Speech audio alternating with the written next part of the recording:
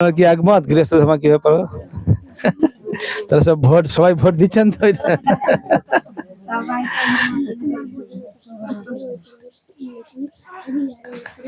আমরা ভাবি গৃহস্থ মানে কি বিয়ে করলি গৃহস্থ, ভাবি না?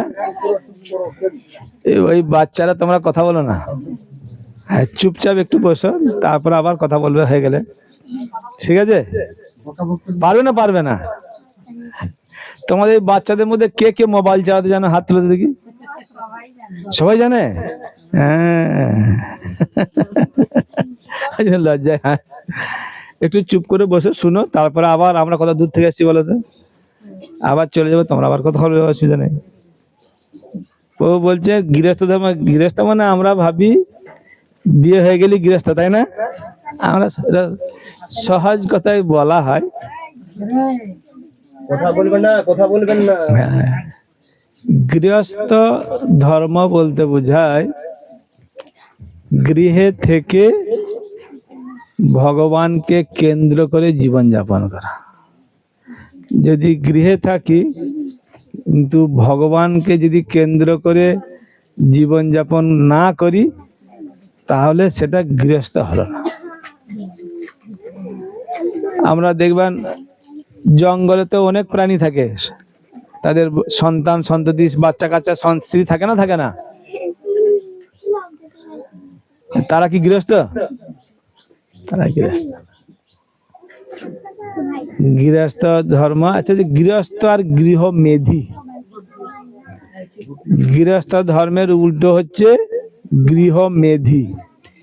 গৃহ মেধি মানে হচ্ছে গৃহে থেকে শুধুমাত্র ইন্দ্রিয় সুখ ভোগ কি করে করব সেটা নিয়ে চিন্তা করা, সেটার জন্য প্রচেষ্টা করা, সেটার জন্য পরিশ্রম করা, সেটা হচ্ছে গৃহ মেধি।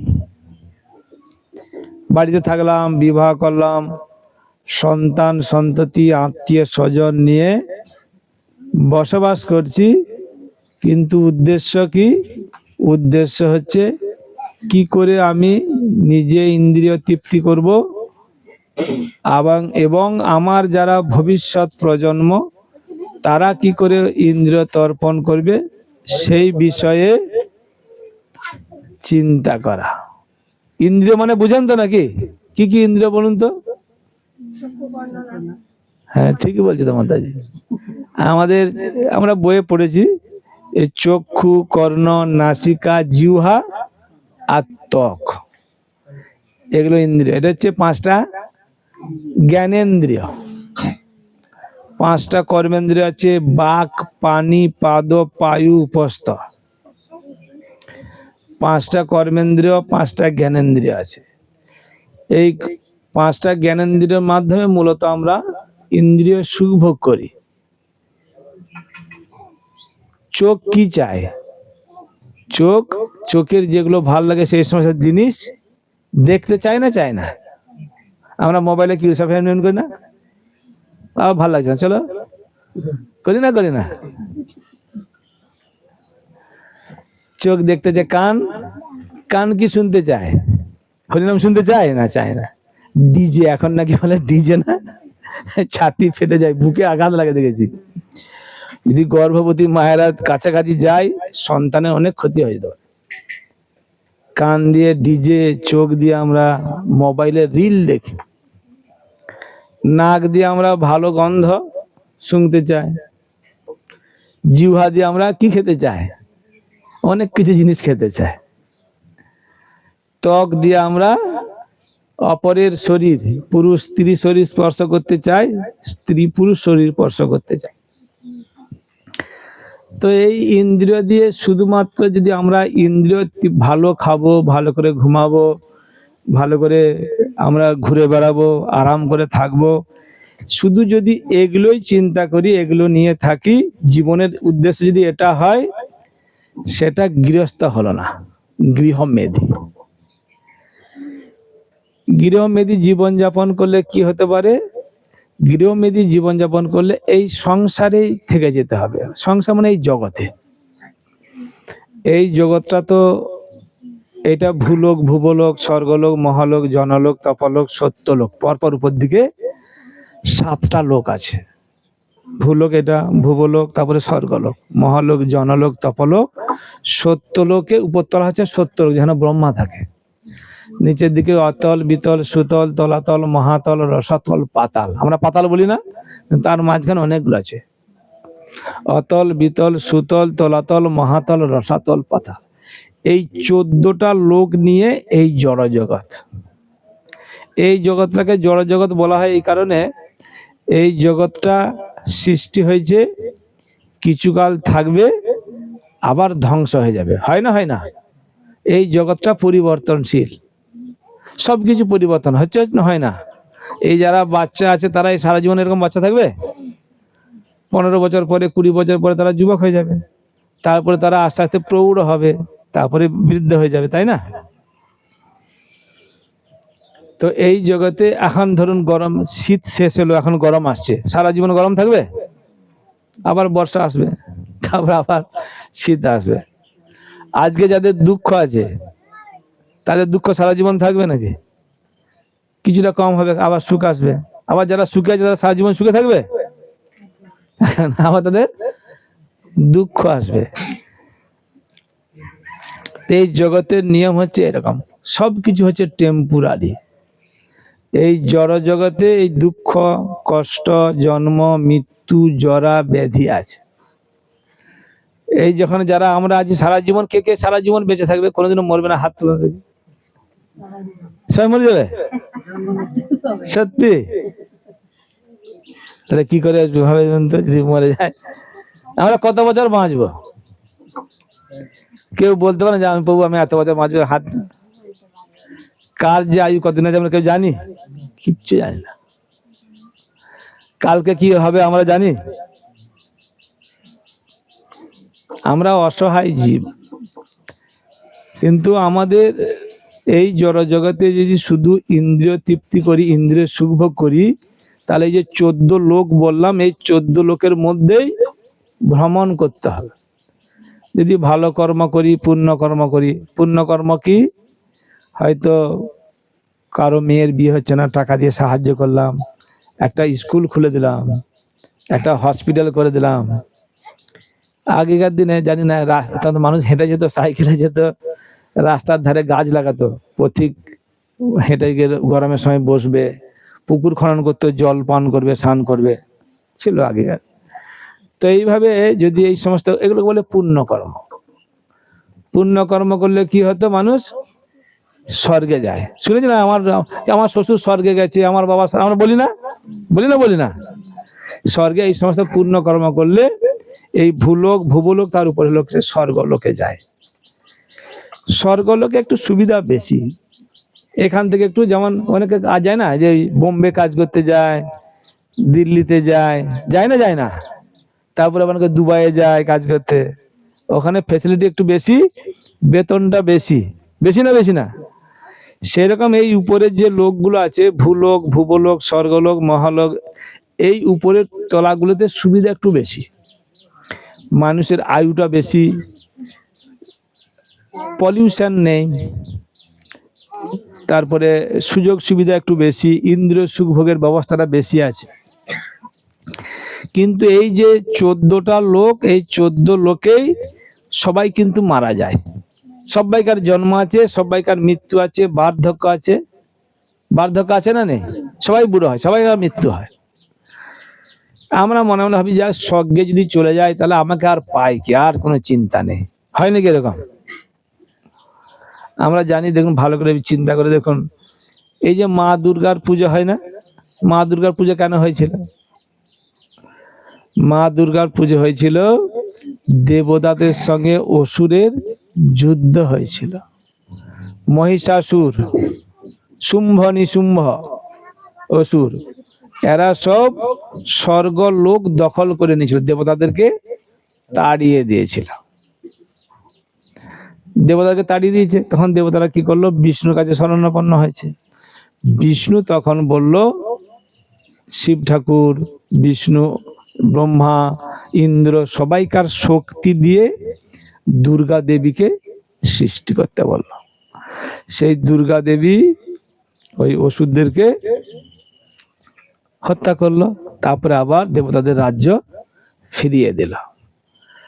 তাহলে স্বর্গলোকে সবসময় দেবতাদের সরকার থাকে না, দেবতাদের সরকার থাকে, আবার ওষুধদেরও সরকার চেঞ্জ হয়, কিন্তু ভোট হয় না। ঠিক আছে, ভোট হয় না, সরকার চেঞ্জ হয়। সেখানেও দুঃখ কষ্ট আছে না নেই? যখন স্বর্গের লোকদেরকে তাড়িয়ে দিচ্ছে, ওরা আরামে ছিল? আমরা শুনে থাকবেন, হিরণ্যকশিপুর নাম শুনেছেন? হিরণ্যাক্ষর, হিরণ্যকশিপু। হিরণ্যকশিপু হচ্ছে প্রহ্লাদ মহারাজ, যে ভক্ত প্রহ্লাদ, ওর বাবার নাম। প্রচন্ড পাওয়ারফুল, খুব শক্তিশালী অসুর।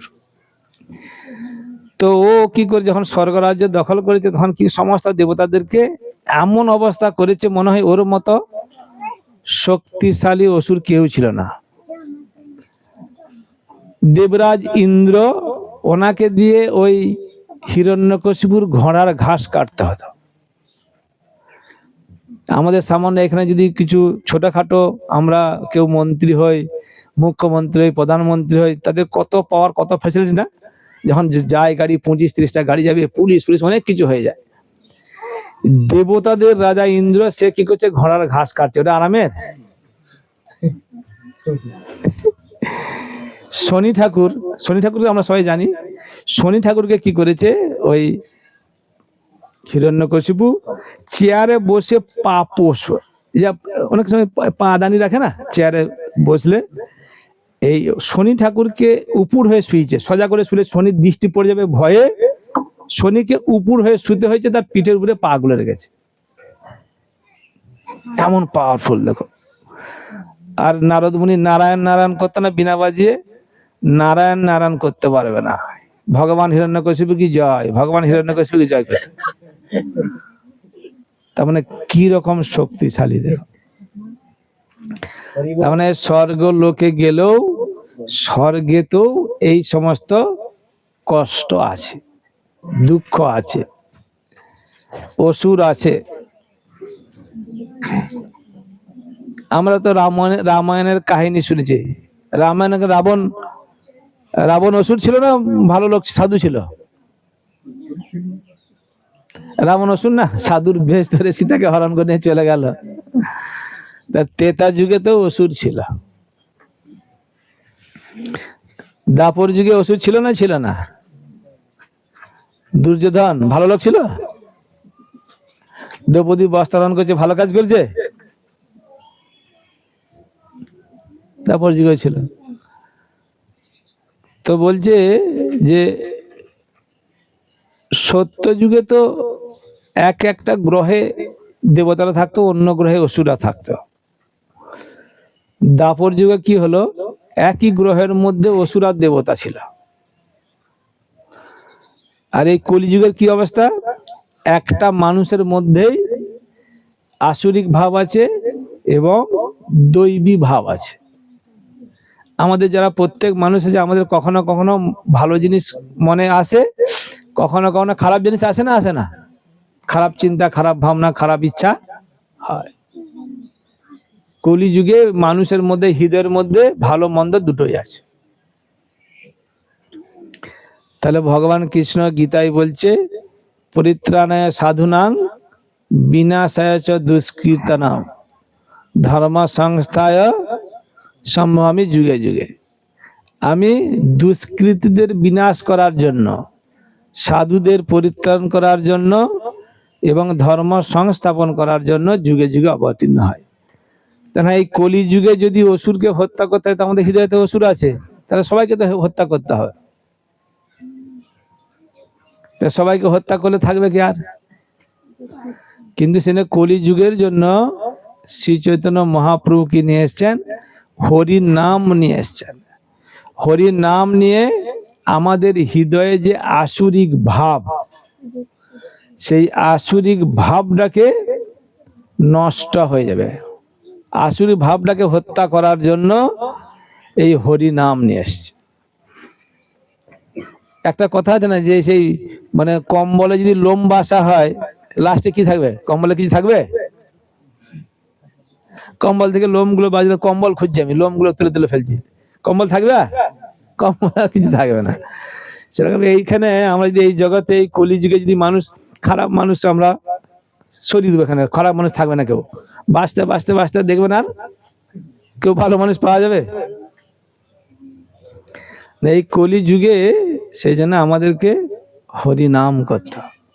হরিনাম করলে যাতে আমাদের খারাপ ইচ্ছা, খারাপ স্বভাব, খারাপ চেতনা, খারাপ বাসনা যা আছে সেগুলো শুদ্ধ হয়ে যাবে। তো এই কলিযুগের যুগ ধর্ম হচ্ছে হরিনাম। গৃহস্থ জীবনে থেকে কর্তব্য হচ্ছে, গৃহস্থ জীবনে বলা হয় স্বামী সহধর্মিণী, স্ত্রীকে বলা হয় না সহধর্মিণী, মানে স্বামী ধর্ম করবে, স্ত্রী সাহায্য করবে। কিন্তু এখন একটু উল্টো হয়ে গেছে, স্বামীরা একটু পিছিয়ে থাকে। কিছু উৎসব অনুষ্ঠান হলে স্ত্রীদেরকে পার্টি দেয়, দেয় না দেয় না? কলিযুগে এটা লেখা আছে, এরকম হয়, ভাগবতে আছে। কোন উৎসব অনুষ্ঠান পূজা অর্চনা হলে দেখবেন মায়েরা সেখানে বেশি উপস্থিত থাকে, মায়েদের উৎসাহ বেশি, তুলনামূলক ভাবে প্রভুদের উৎসাহ কম। তো সেই জন্য এই স্বামীর দায়িত্ব হচ্ছে স্বামী পূর্ণ কর্ম করবে, স্বামী যে স্বীকৃতি অর্জন করবে তার অংশ ভাগ পাবে স্ত্রী। ধর্ম পত্নী বলা হয়, তার ধর্মের অর্ধেক ভাগ পাবে। এবং গৃহকর্তা বা পিতা, তাদের কর্তব্য হচ্ছে তার ছেলে মেয়ে, স্ত্রী, তার অধীনে যারা আছে তাদেরকে এই জগৎ থেকে উদ্ধারের ব্যবস্থা করতে হবে। এই জগতে জন্ম দিয়েছি, কিন্তু এই জগৎ থেকে কি করে বেরিয়ে যেতে পারবে তার ব্যবস্থা করতে হবে, সেটা দায়িত্ব। আমরা মনে করি বড় করলাম, একটু লেখাপড়া শিখালাম, একটা ভালো বিয়ে দিয়ে দিলাম, ছেলেকে একটা ব্যবসা করে দিলাম, একটু জমি করে দিলাম, বা একটা চাকরি হয়ে গেল, কিছু টাকা দিয়ে একটা চাকরি করে দিলাম, আমার দায়িত্ব শেষ। এটা জড়জাগতিক দায়িত্ব শেষ, কিন্তু প্রকৃতপক্ষে দায়িত্ব হচ্ছে আমি জন্ম দিয়েছি, পিতার কর্তব্য হচ্ছে স্ত্রী এবং সন্তান সন্ততিদের এই জগৎ থেকে উদ্ধার করার রাস্তা দেখানো। গুরুদেবের দায়িত্ব হচ্ছে শিষ্যদেরকে উদ্ধার করার ব্যবস্থা করা। তা আমরা যদি এইটা না করি তাহলে আমরা পিতার কর্তব্য বা স্বামীর কর্তব্য আমরা পালন করছি না শাস্ত্র অনুযায়ী। শুধু অন্ন, বস্ত্র, গয়নাগাটি, টাকা পয়সা, বাড়ি ঘরদোর, জমি জায়গা করে দিলে দায়িত্ব শেষ হয় না।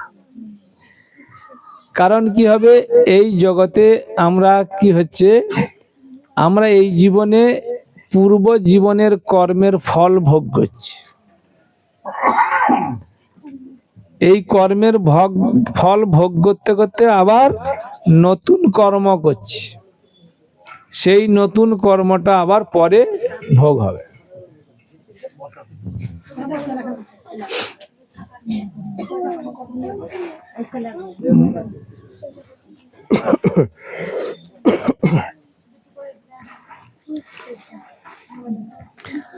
তো আমরা এইখানে যারা উপস্থিত আছেন, কারা কারা মনে করেন যে আগে আমাদের জন্ম হয়েছিল? কারা কারা বিশ্বাস করেন মৃত্যুর পরে আবার জন্ম হবে না, হবে না? কারা কারা বিশ্বাস করেন? আমরা যারা সনাতন ধর্ম বা হিন্দু ধর্মে বিশ্বাসী, আমাদের যে দর্শন বা শাস্ত্রে বা ধর্মের সিদ্ধান্ত হচ্ছে আমরা পুনর্জন্মে বিশ্বাসী।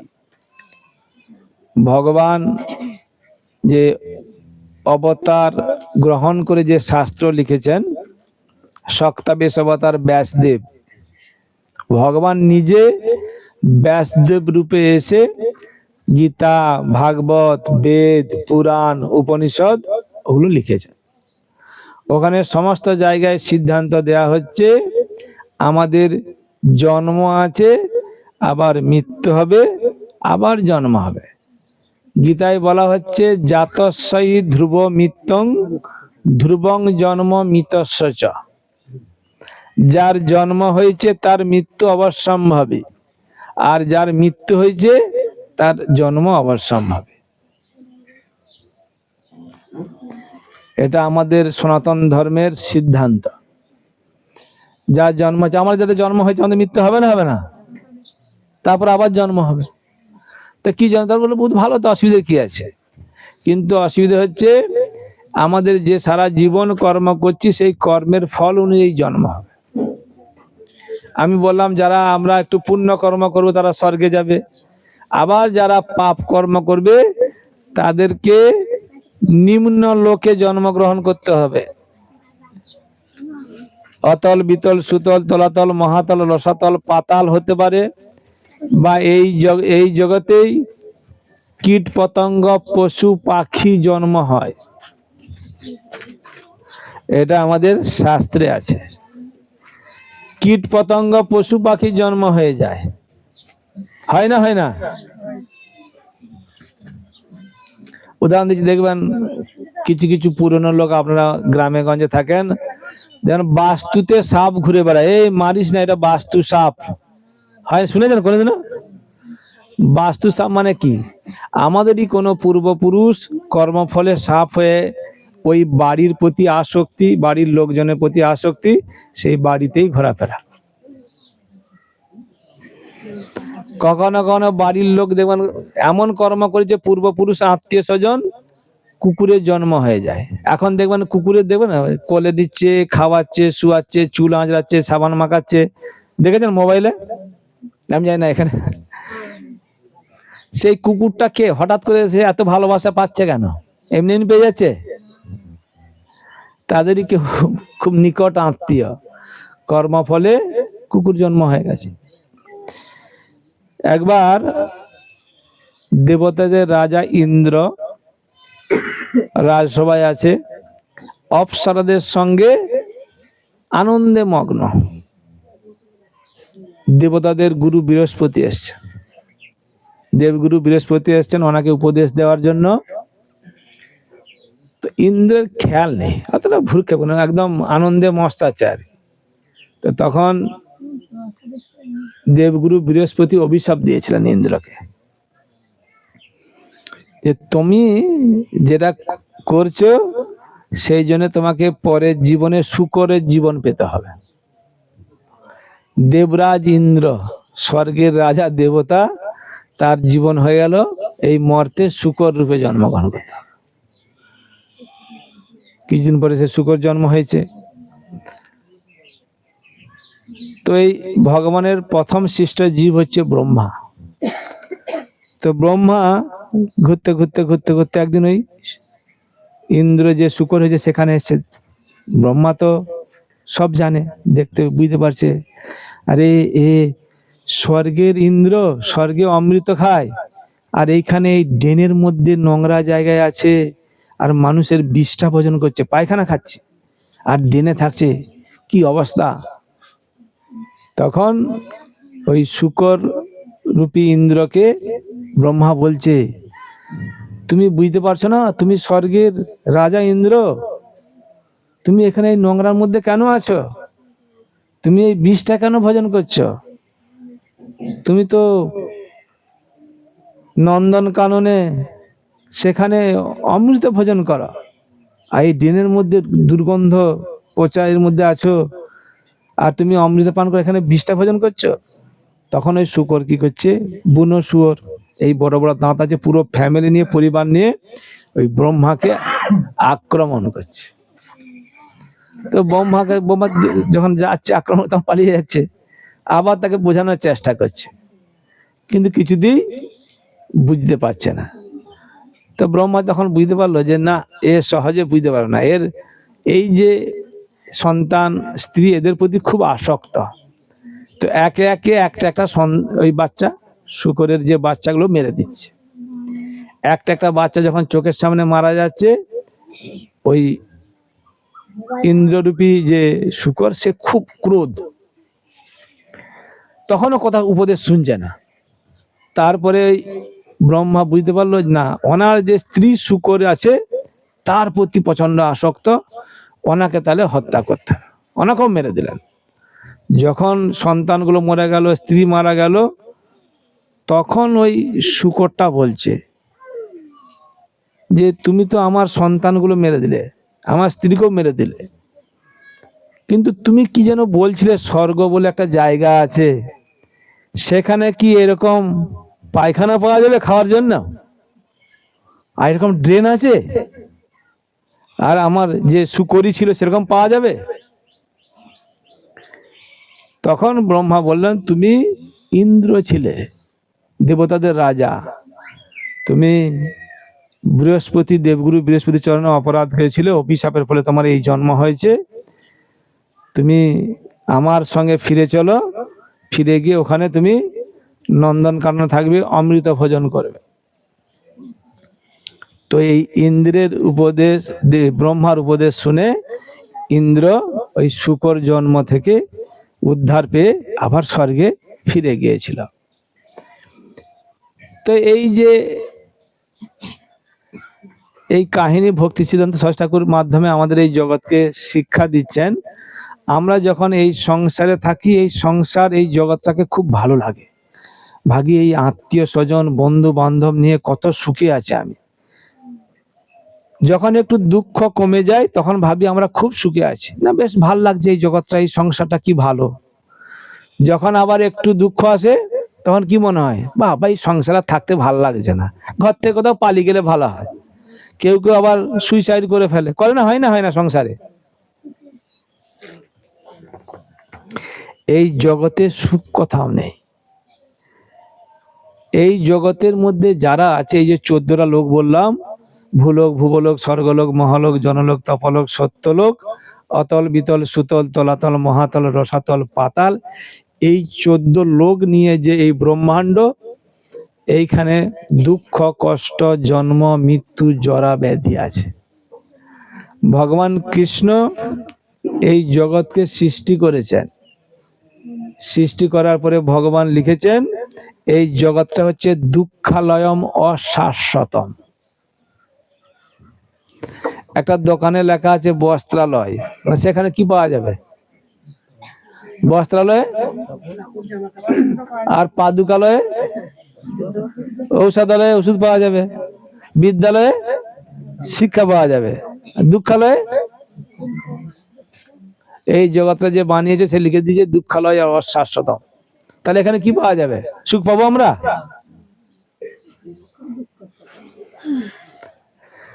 অশাশ্বতম মানে টেম্পোরারি। আমি তো একটু আগে আলোচনা করলাম সবকিছু টেম্পোরারি। আজকে যে বড় লোক সারা জীবন বড় লোক থাকবে, যে গরিব সে সারা জীবন গরিব নাও থাকতে পারে। আমাদের যে রূপ যৌবন আছে সারা জীবন থাকবে? আমরা চুলের রং, যতই চুলের রং করি, যতই আমরা মেকআপ দিই, কত বছর থাকবে? বেশি দিন থাকবে।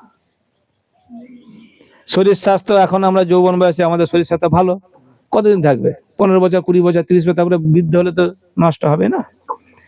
এই জগতে সবকিছু টেম্পোরারি, এটা চোখে দেখতে পাচ্ছি। আর এই জগৎটা দুঃখ। এমন কেউ আছে কোনোদিনও দুঃখ পায়নি? হাত তুলুন, প্রভু আমি কোনো দুঃখ পাইনি। বাচ্চাগুলো বলতে পারে, হয়তো তারা ছেলে মানুষ বুঝে না, প্রভু আমি স্কুলে যাই, খেলাধুলা করি, বলতে পারে। যারা আমরা বড়, দুঃখ পাই না? পায় না?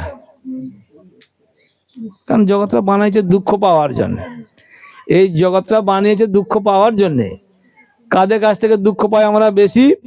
যাদেরকে আমরা বেশি ভালোবাসি, তাই না? না পায় না? পায় না। যাদেরকে বেশি ভালোবাসি, যার জন্য অনেক কষ্ট করেছি, হয়তো সে যখন বলে তুমি আমার জন্য কি করেছো, তখন খুব আনন্দ পাবো। কাঁদতে কাঁদতে তখন বালিশ ভিজে যাবে, যে আমাকে এরকম বললো, আমি এই জন্যে না খেয়ে না দিয়ে ধার দানা করে লোকের বাড়িতে কাজ করে, যাই হোক, কেউ বলবো ওভার টাইম করে কষ্ট করে আমি এত কিছু করলাম, আর আমাকে এরকম বলছে। এই জগতের নিয়ম, এটা বলবেই। সেই জন্য এই জগতে দুঃখালয়ম অশাশ্বতম। এই সুখ পেতে হলে এই জগতের বাইরে বেরোতে হবে। এই জগতের বাইরে না বেরোলে আমরা সুখ পাবো না। এই জগতের জড় জগৎ, এই জগতের বাইরে আছে বৈকুণ্ঠ। বৈকুণ্ঠ মানে যেখানে কোনো টেনশন নেই, উদ্বেগ নেই, বিভিন্ন পার্টি নেই, কোনো সন্ত্রাসবাদী, চোর ডাকাত, গুন্ডা এইসব কিছু নেই বৈকুণ্ঠে। ভগবান কৃষ্ণ ভগবদ গীতায় বলছেন, ন তৎ ভাসয়তে সূর্য ন শশাঙ্ক ন পাবক। এখানে যেমন দিনের বেলায় সূর্যের আলো, রাত্রে বেলায় চাঁদের আলো বা তারা, এসব গ্রহ নক্ষত্র লাগে, ভগবানের যে ধাম সেখানে চন্দ্র সূর্যের আলো লাগে না। তাহলে কি সেখানে তারা অন্ধকার থাকে? না, ভগবানের শরীর থেকে এত আলো জ্যোতি বিচ্ছুরিত হয়, পুরো বৈকুণ্ঠ লোক উদ্ভাসিত। এখানে যদি কেউ স্বর্গলোকে যায়, স্বর্গলোকে গেলে আমরা কি করবো? এই জড়জগতে ভগবান কৃষ্ণ গীতায় বলছেন, ক্ষীণে পুণ্যে মর্তলোকং বিশন্তি। আমাদের পুণ্যটা যখন শেষ হয়ে যাবে আবার এই জগতে ফিরে আসতে হবে, ভগবদ গীতায় বলেছে। ঠিক ব্যাংকের অ্যাকাউন্টের মতো, ব্যাংকে যতদিন টাকা থাকবে, এটিএম এর টাকা আমরা পাবো, কার্ডটা ঢুকিয়ে দিলাম, পিন নাম্বার দিলাম, 500 টাকা নোট খচ খচ খচ খচ বেরিয়ে আসছে। কতদিন বেরোবে? যত খুশি বেরোবে না? অ্যাকাউন্টে যত টাকা তারপরে তার বেশি বেরোবে নাকি? আমার অ্যাকাউন্টে যদি 1 লাখ থাকে, আমি 3 লাখ টাকা তুলতে পারবো? টাকা শেষ হলে কি হবে? কার্ডটা ছিটকে বেরিয়ে আসবে। আর স্বর্গলোকে যদি যাই, আমাদের পুণ্য শেষ হলে কি হবে? ধাক্কা মেরে এই জগতে ফেলে দেবে। কিন্তু আমরা যদি ভগবানের ধামে যাই, ভগবান কৃষ্ণ বলছেন, যদ্গত্তা নর নিবর্তন্তে তদ্ধাম পরমং মম। এই কাছে জগতে বা আমার কাছে যদি কেউ আসে, তাকে আর কোনোদিনও ফিরে যেতে হয় না। পার্মানেন্ট জায়গায় যাবো না, আমরা টেম্পোরারি জায়গায় থাকবো বলুন? আমরা যখন মেয়েদের বিয়ে দিই, একটা পার্মানেন্ট চাকরি হলে ভালো না? চিন্তা করি না, করি না? আমরা মাটির বাড়ি থাকলে কি পাকা বাড়ি করি, পার্মানেন্ট, ভালো, বেশি দিন থাকবো ভালো করে। সেরকম আমাদের জীবনের, আমাদের তো এই শরীরটা বৃদ্ধ হলে এই শরীরটা মারা যাবে, কিন্তু আমাদের যে আত্মা, আত্মার কি মৃত্যু হবে?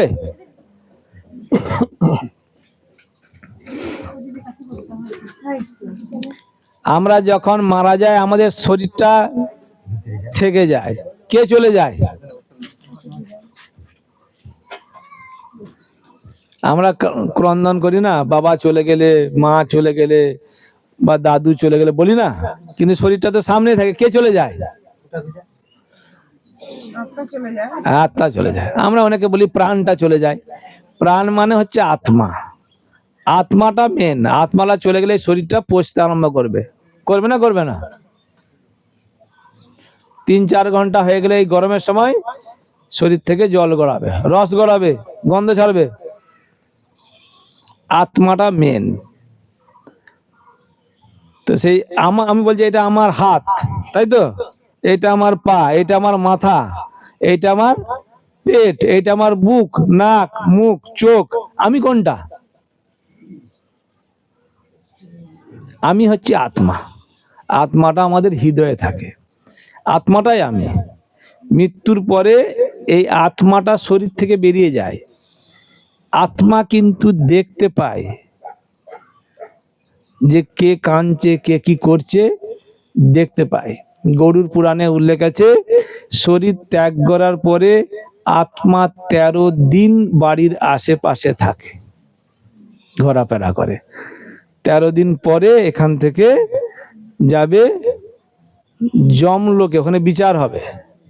পুণ্য কর্ম করলে স্বর্গে যাবে, পাপ কর্ম করলে নরক যন্ত্রণা ভোগ করতে হবে। অনেকভাবে গল্প, গল্প কিছু না। ভাগবতে বর্ণনা আছে 28 রকমের নরক আছে। বিভিন্ন কর্ম করলে বিভিন্ন নরক যন্ত্রণা ভোগ করতে হয়। এই জগতেও অনেক মানুষ কত কষ্ট পায়, সেটাও নরক যন্ত্রণা থেকে খুব একটা কম না। সেই জন্য এই কর্মের ফল সেটা আছে। শ্রীমদ্ ভাগবতে বলা হচ্ছে, কর্মণা দৈব নেত্রেণ জন্তুর দেহ উপপত্তয়ে স্ত্রিয়া প্রবিষ্ট উদরং পুংসরেত কোনাশ্রয়। আমাদের কর্মের ফল অনুযায়ী ভগবানের অধ্যক্ষতায় দেবতারা আমাদের কি জন্ম হবে সেটা ঠিক করে। পুরুষের রেতকণাকে আশ্রয় করে মাতৃগর্ভে আমরা প্রবিষ্ট হই। আমাদের যে জন্ম হয়েছে আমরা কি চয়েস করেছিলাম যে আমার বাবা হবে কে, আমার মা হবে কে, আমি কোন জায়গায় জন্ম, এরকম করেছিলাম? ঠিক মেরেছিলাম যে আমার বাবা হবে, এই তো আমার মা হবে, এর কাছে টাকা আছে, আমার অমুক হবে, বলেছি? আমরা বাধ্য কোথায় জন্ম নেব, সেটা দেবতারা ঠিক করেছে ভগবানের অধ্যক্ষতায়। তো সেই জন্য আমরা যদি পুণ্য কর্ম করি স্বর্গে যাব, পাপ কর্ম করলে নরক যন্ত্রণা হবে, পশু পাখি জন্ম হবে। কিন্তু এই জগতের বাইরে যদি আমরা বৈকুণ্ঠ লোকে যাই, তাহলে এই জগতে আর ফিরে আসতে হবে না। সেখানে আমরা নিত্য যৌবন প্রাপ্ত হয়ে যাব, বয়স বার্ধক্য নেই। আমাদের বয়স 15-16 মধ্যে কন্টিনিউ থাকবে। ভালো না খারাপ? দুঃখ কষ্ট জন্ম ব্যাধি জোড়া মৃত্যু এসব কিচ্ছু নেই। ভগবান কৃষ্ণ নিজে যদ্গত্তা ন নিবর্তন্তে তদ্ধাম পরমং মম। সেখানে গেলে আর এই জগতে ফিরে আসতে হয় না। সেখানে ভগবানের সঙ্গে নৃত্য করবে, ভগবানের সেবা করবে, ভগবানের সঙ্গে গান করবে, ভগবানের সঙ্গে খেলা করবে। এইটা হচ্ছে আমাদের এই সনাতন ধর্মের সিদ্ধান্ত। তো যদি ওখানে যেতে হলে কিছু খরচা আছে না? নেই? এখান থেকে যদি আমরা দিল্লি যেতে চাই কিছু খরচা লাগে না? লাগে না? একটা টিকিট করতে হবে না? ট্রেনের টিকিট, না প্লেনের টিকিট, না যাবো কি করে? হেঁটে যেতে পারবো দিল্লি? ভগবত ধামে যেতে গেলে আমাদেরকে কিছু খরচা করতে হবে। কি খরচা করতে হবে? টাকা পয়সা লাগবে অনেক। হরি নাম করতে হবে। বলুন হরে কৃষ্ণ হরে কৃষ্ণ কৃষ্ণ কৃষ্ণ হরে হরে হরে রাম রাম রাম হরে হরে। হরিনাম করতে কারো কষ্ট হলো? কারো টাকা খরচা হয়েছে? মোবাইল চেক করুন, দেখুন বাবা, দেখুন 10 টাকা কমে গেল, দেখুন চেক করে। টাকা খরচাও নেই, কষ্টও নেই। কিন্তু যদি আমরা করি, আমরা জীবনের শেষে ভগবানের কাছে যেতে পারবো, যেখানে নিত্য বৈকুণ্ঠ ধামে সুখে থাকতে পারবো। না হলে এই জগতে ঘুরপাক খেতে হবে। সেই জন্য আমাদের এই কলিযুগের মানুষের আয়ু কত? এমনি আয়ু হচ্ছে 100 বছর, কিন্তু আমরা বাঁচি 100 বছর বাঁচি? 60-70 থেকে একে একে কে যে কখন চলে যাবে আমরা জানি না। কমল দল জল জীবন টলমল। পদ্ম পাতায় জলটা বাতাসে নড়ে, কতক্ষণ থাকবে কেউ গ্যারান্টি আছে? একটু দমকা হাওয়াতে টুক করে পড়ে যাবে। আমরা যে আছি, কে যে কবে এই জগৎ থেকে চলে যাবো আমরা। সেই জন্য আমাদের সময় থেকে হরিনাম করতে হবে। সংসারের টাকা পয়সা ধন দৌলত আত্মীয় স্বজন কতদূর যাবে আমাদের সঙ্গে? খুব বেশি হলে শ্মশান পর্যন্ত যাবে, তাই না? তারপরে যেতে পারবে? একজন রাজা ছিল। সেই রাজা কি করত? খুব প্রতাপশালী রাজা। একটা দেশ জয় করত, সেই দেশের পতাকাটা নিয়ে এসে বাড়ির সামনে একটা বিরাট বড় গ্রাউন্ড, সেখানে সেই পতাকাটা পুঁতে রাখত। তাহলে তার একটা অহংকার, এই এতগুলো পতাকা, মানে এতগুলো দেশকে আমি জয় করেছি, অতগুলো দেশ আমার কন্ট্রোলে। তো একদিন এক সাধু এসছে, রাজার সঙ্গে দেখা করতে চাই। রাজা ডেকেছে, ঠিক আছে আসো। তো সদাচার সাধুরা গেলে কি বলে লোকে, ও আমার হাতটা একটু দেখুন তো। রাজা হাত দেখিয়েছে, দেখে সাধু বলছে আপনার খুব একটা দুঃসংবাদ আছে, হাতে যা দেখা যাচ্ছে। রাজা তখন কি হলো, কেন, কি খারাপ জিনিস আছে? না, আপনার খুব শীঘ্রই মৃত্যু হবে। আর রাজার মুখ চোখ একদম পুরো কালো হয়ে গেছে। কিন্তু একটা সুখের বিষয় আছে, আনন্দের খবর আছে। কি? আপনি মারা গেলে আপনি স্বর্গে যাবেন। ও তাই বলুন? হ্যাঁ, আনন্দ আছে। কিন্তু স্বর্গে গেলে একটা সমস্যা আছে। না, কি সমস্যা? ওখানে আবার কি সমস্যা? স্বর্গেতে বলছে এরকম চড়ুই পাখির মতো বড় বড় মশা আছে। যা বাবা, মশা আছে, স্বর্গে গিয়ে শান্তি নেই? ওই তবে স্বর্গেতে মশারি আছে, কিন্তু মশারিতে এই বড় বড় ফুটো আছে। মশারি খাটালো ওই চড়ুই পাখির মতো মশাগুলো ঢুকে গিয়ে তোমাকে কামড়াবে। রাজা তো চিন্তা হলে কি করবো, সাধু তখন বলছে আপনি চিন্তা করছেন কেন রাজা মশাই, আপনি যখন মারা যাবেন একটা ছুঁচা সুতো নিয়ে যাবেন না, একটু সেলাই করে নেবেন, কি আছে। ঠিক আছে। তারপরে রাজা সাধু চলে গেল। কিছুক্ষণ পরে চিন্তা করছে, আরে কি, আমি তো বোকা বানিয়ে দিল সাধু আমাকে, আমি ওই ছুঁচ সুতো নিয়ে যাবো কি করে নিয়ে। চিন্তা করছে এই তো মশার জ্বালায়, এই বড় বড় মশা বলছে ছুঁচ সুতো নিয়ে যেতে পারবো না, আমি তো হ্যাঁ বলে ফেললাম সাধুর কথায়। সারা রাত চিন্তা করছে, মনটা খারাপ, মারা যাবে এই অবস্থা। পরের দিনে সাধু আবার এই রাস্তার দিকে যাচ্ছে হরিনাম করতে করতে, সাধুকে ডেকে, সাধু বাবা আসো আসো। কাছে ডেকেছে, বলুন কেমন আছেন, কি ব্যাপার, সব কুশল মঙ্গল? বলছে কালকে আপনি যে আমাকে বললেন যে ছুঁচ সুতো নিয়ে যাবে মারা যাবার সময়, আমি ছুঁচ সুতো নিয়ে যাব কি করে? বলছি সে কি রাজা মশাই, আপনি এতগুলো দেশ জয় করেছেন, এতগুলো পতাকা গেড়েছেন, এত কিছু করলেন, একটা ছুঁচ সুতো নিতে পারবেন না? বলছেন না।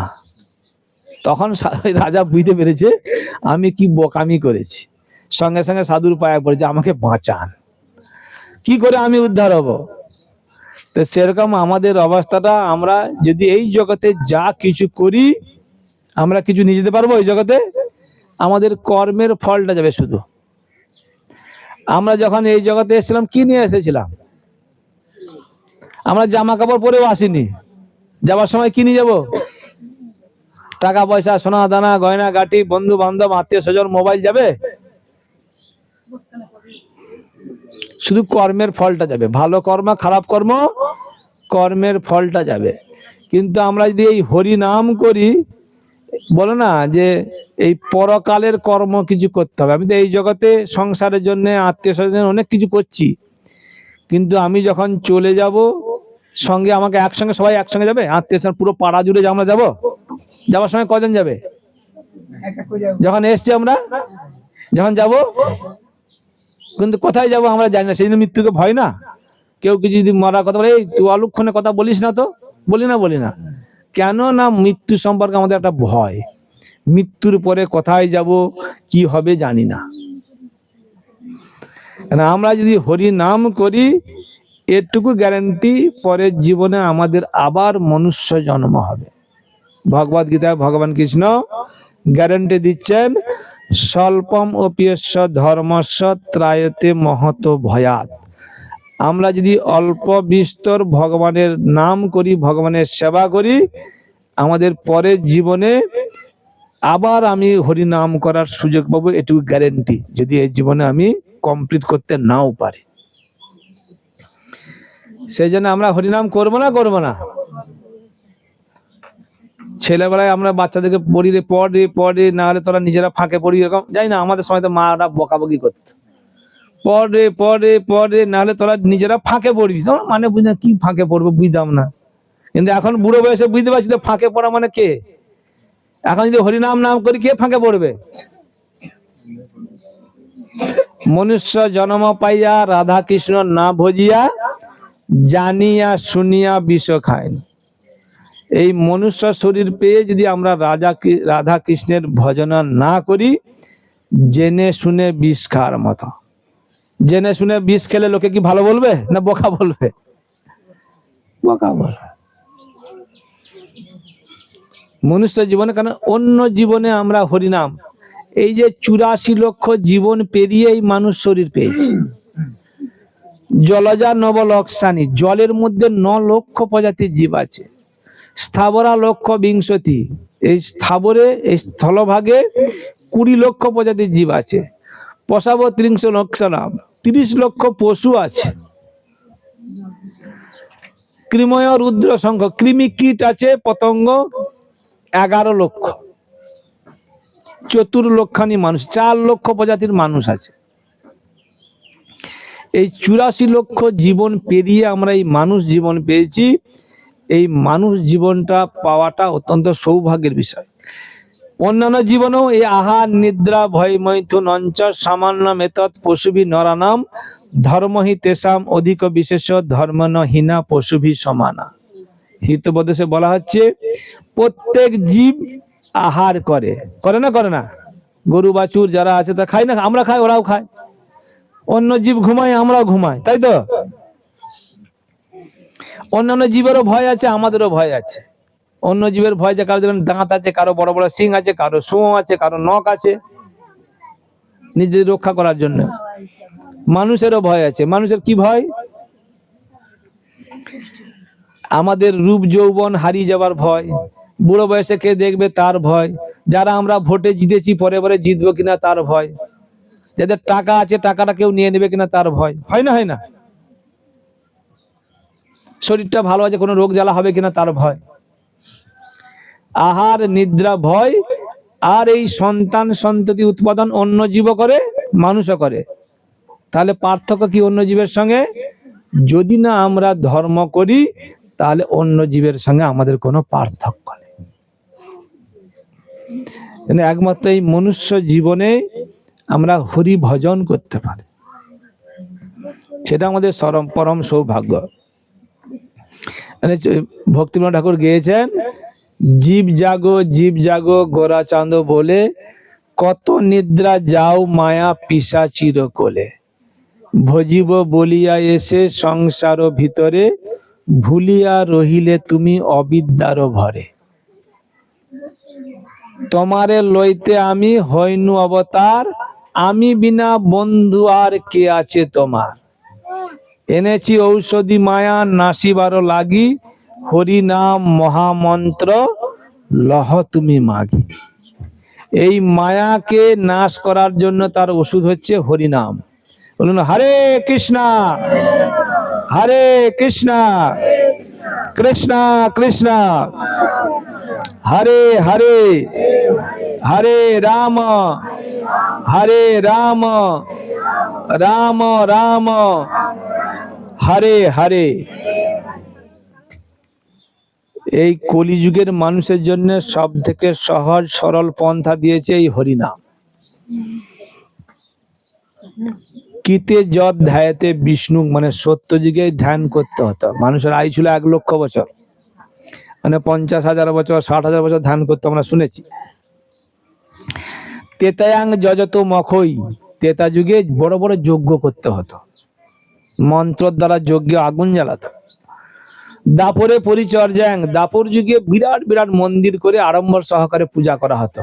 আমরা এরকম পারবো মন্দির এরকম বড় পূজা করতে?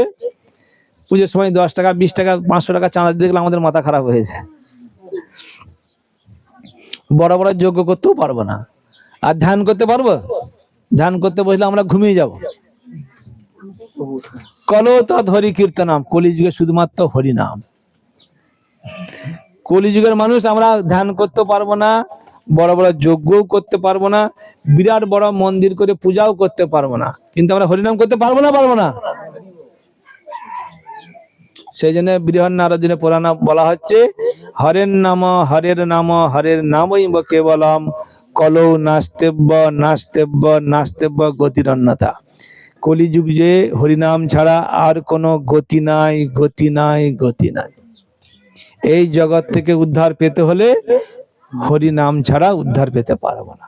সেজন্য আমরা মৃত্যুর সময় অন্য কোনো দেবী দেবতার নাম বলি, যখন কাঁধে করে নিয়ে যায় তখন কি বলে? হরিনাম করে।